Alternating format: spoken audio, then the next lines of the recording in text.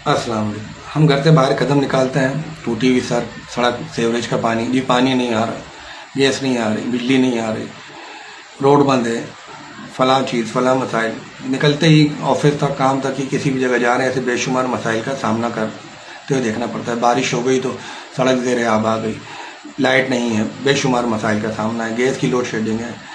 तो सूबाई असम्बली और कौमी असम्बलियाँ जो होती हैं वहाँ कानून साजी होती है, वो लेजिस्लेटिव असम्बलियाँ कहलाती हैं।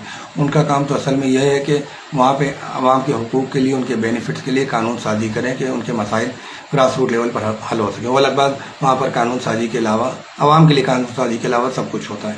इस हवाले से बल्दियाती इदारे काम करते हैं, यूनियन कौंसल काम करती हैं, बल्दियाती नुमाइंदे काम करते हैं, उनको हम मुंतखब करते हैं। कहीं यूनियन कौंसल्स हैं, कहीं कौंसलर्स हैं, कहीं मेयर हैं, कहीं नादिम हैं।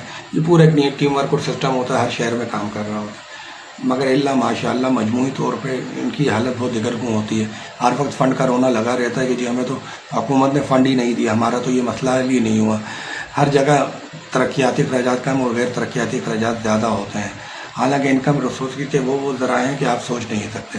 मेरा ताल्लुक़ कराची शहर से, यहाँ पे सिर्फ क्रिकेट स्टेडियम से ही जो बने हुए और उनकी अकेडमियों से इतना रेवेन्यू जनरेट हो सकता है कि KMC के आधे मुलाजमीन की तनख्वाह निकल सकती है, मगर सब कुछ करप्शन की नज़र हो जाता है।